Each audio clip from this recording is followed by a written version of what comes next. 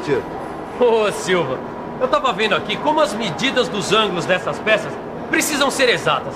Poxa, qualquer diferencinha e balbal o encaixe. É isso aí, Tito. Olha, parece até que você adivinhou o que eu ia te pedir. Não adivinhei não. Eu vou precisar das medidas angulares de todas essas peças.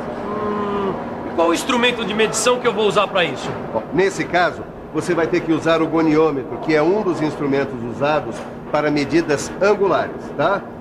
Você vai ver de perto mais esse instrumento. Na teleaula de hoje você vai conhecer o goniômetro e ver onde ele é usado. Vai aprender a calcular sua resolução e a fazer sua leitura. E é lógico que vai aprender a conservar o instrumento.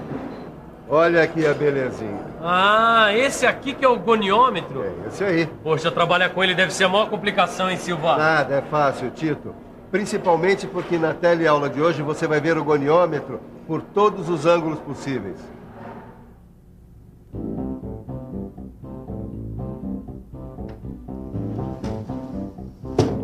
Ô, Sofia, esse aqui que é o goniômetro? É esse mesmo. Ele é um instrumento de medidas angulares usado na metalmecânica.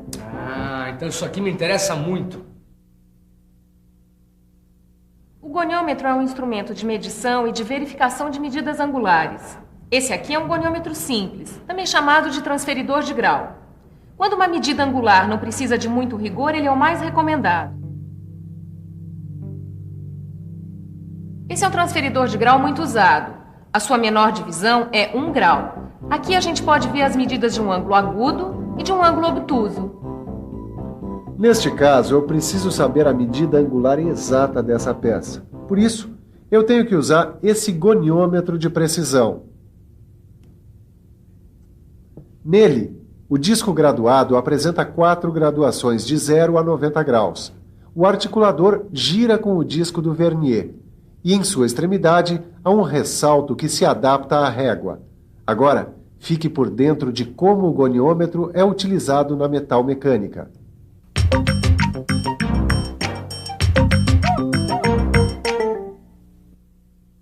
O goniômetro é usado na medição de ângulos de forma direta. Ele pode ser usado na medição de ângulos simples. Pode ser usado também na medição de peças em forma de rabo de andorinha. E aqui, ele está sendo usado para medir o ângulo da ponta de uma broca. Ah, Silva, eu acho que agora eu consigo usar o goniômetro. Calma, Tito. Com pressa não se chega a lugar algum. Primeiro é preciso saber fazer o cálculo de resolução. Cálculo de resolução? Mas eu já ouvi falar nisso mesmo. Claro que você já ouviu falar nisso e muito. A gente usa o cálculo de resolução no paquímetro e em outros instrumentos de medição que usam o nônio. Acordou, Tito? Ah, agora eu lembrei. Mas como é que a gente faz esse tipo de cálculo aqui no goniômetro? Na leitura do nônio, nós usamos o valor 5 minutos para cada traço do nônio. Assim, se é o segundo traço do nônio que coincide com o traço da escala fixa, adicionamos 10 minutos aos graus lidos na escala fixa. Se é o terceiro traço, adicionamos 15 minutos. Se é o quarto, 20 minutos e assim por diante. A resolução do nônio é dada pela mesma fórmula usada nos outros instrumentos de medida com nônio. Menor divisão do disco graduado sobre o número de divisões do nônio. Ou 1 grau sobre 12, que é igual a 60 minutos sobre 12, o que dá 5 minutos. Agora eu já sei que a resolução desse goniômetro é 5 minutos. Acho que agora eu posso sair por aí medindo todos os ângulos que eu quiser, né, Sofia? Principalmente o ângulo que eu chuto a bola quando eu faço gol. Ainda não, Caio. Primeiro, porque eu duvido que você faça gols chutando no ângulo. Segundo, porque o goniômetro ele mede ângulos bem menores. E terceiro, você ainda não aprendeu a fazer a leitura do goniômetro. Sem saber fazer a leitura, acho que não ia muito longe mesmo, né? Mas como é que a gente faz, Sofia? Dá uma olhada aqui. Os graus inteiros são lidos na graduação do disco com traço 0 do nônio. Isso você se lembra? Claro. Isso eu aprendi na leitura de outros instrumentos de medição que usam o nônio. Só que no goniômetro, essa leitura pode ser tanto no sentido horário, como no sentido anti-horário. A leitura dos minutos é feita a partir do 0 do nônio. Mas atenção, hein? Ela tem que seguir a mesma direção da leitura dos graus. Aqui a gente pode ler 64 graus na escala fixa e 30 minutos na escala do nônio. Então, a leitura completa é 64 graus e 30 minutos. Deixa eu ver se eu entendi, Sofia. Tá bom, então faz essa leitura. Deixa eu ver. 42 graus na escala fixa e 20 minutos na escala do nônio. Então, 42 graus e 20 minutos é a leitura completa. E agora, qual a leitura? Essa vai direto. 9 graus e 15 minutos. Agora a gente vai ler as medidas dos ângulos de algumas dessas peças. Uma dica para não errar é lembrar de conferir como está posicionada a escala fixa, se no sentido horário ou no sentido anti-horário. Vamos lá? Nessa peça, a gente pode ver que a leitura do goniômetro é no sentido horário. A gente lê 24 graus na escala fixa e 10 minutos na escala do nônio. Aqui, a gente pode ver que o sentido é anti-horário. Então, temos 9 graus na escala fixa e 15 minutos na escala do nônio. Já essa leitura é feita no sentido anti-horário. O 30 graus da escala fixa coincide com o traço zero do nônio. Então, a leitura final é 30 graus. E, finalmente, para fazer essa leitura, a gente vê que o sentido é horário e o traço do nônio, que coincide com o traço da escala fixa, é o 15 minutos. Então, 50 graus e 15 minutos é a leitura final. Muito bem, seu Tito. Agora que o senhor já aprendeu a fazer o cálculo de resolução e a leitura no goniômetro, está na hora do senhor meter a mão na massa, não é? Pois muito bem. Então, pegue esses desenhos e verifique os ângulos dessas peças. Daqui a pouco eu volto para ver como é que tá. Certo? Tudo bem, Silva. Bom, depois que a gente aprendeu a fazer a leitura, que tal só para garantir? Vamos pensar um pouco? Vamos pensar um pouco. Deixa eu ver. Aqui eu tenho que fazer a leitura no sentido horário. Na escala fixa, eu posso ler 11 graus. O traço do nônio, que coincide com um traço da escala fixa, é o sexto depois do zero. Cada traço vale 5 minutos, então eu leio 30 minutos. Pronto. 11 graus e 30 minutos é a leitura final. Peguei o jeito. Já dá para medir o resto. Nessa peça, fazendo a leitura no sentido horário, eu tenho 5 graus na escala fixa e 35 minutos no nônio, o que dá 5 graus e 35 minutos de leitura final. Já nessa peça, a leitura é feita no sentido anti-horário. Eu posso ler 14 graus na escala fixa e 15 minutos no nônio. Então, 14 graus e 15 minutos é a leitura final. Bom, deixa eu ver agora. Sentido anti-horário. Eu leio 29 graus na escala fixa e 20 minutos no nônio, o que dá 29 graus e 20 minutos de leitura final. Bom, agora só falta essa peça aqui.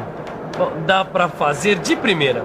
A leitura é 14 graus e 5 minutos. Então, Tito, tudo pronto aí? Prontinho, Silva. Eu já conferi tudo com os desenhos, ó. E também nota aqui. Muito bem. Então agora só mais uma coisa. Pode guardar o goniômetro, porque nós não vamos mais precisar dele hoje. Agora só com muito cuidado, Porque se a gente não tomar conta do nosso material, quem é que vai tomar, não é mesmo, Silva? Se preocupa não, que eu vou tomar todo o cuidado com ele.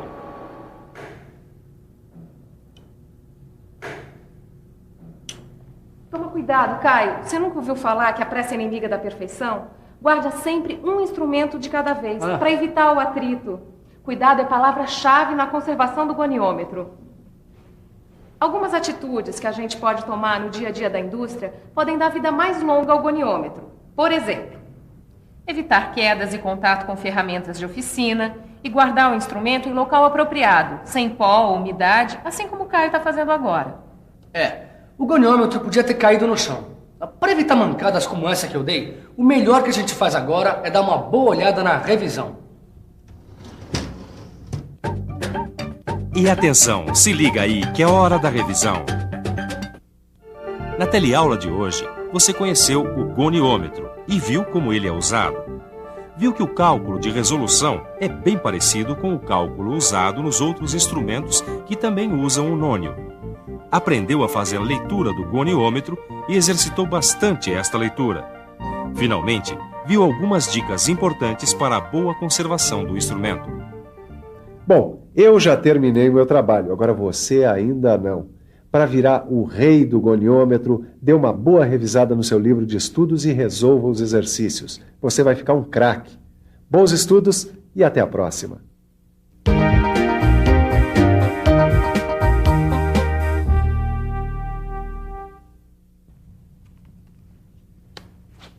E então, o que você achou da aula de hoje? Deu para aprender coisas novas? Nós, do Telecurso 2000, queremos ouvir você. Queremos saber como você está acompanhando as aulas da sua casa, da sua empresa, da paróquia, do sindicato, da associação dos moradores ou de onde quer que você esteja nos vendo. E para entrar em contato conosco é muito fácil. Pegue uma caneta e anote que eu vou dar o endereço para você mandar uma carta com as suas impressões e sugestões sobre o Telecurso 2000. Pegou? Então anote. Escreva para Telecurso 2000, Caixa Postal 2000, Rio de Janeiro, CEP 20.001-970. Anotou? Então a gente aguarda a sua carta, bons estudos e até a próxima teleaula.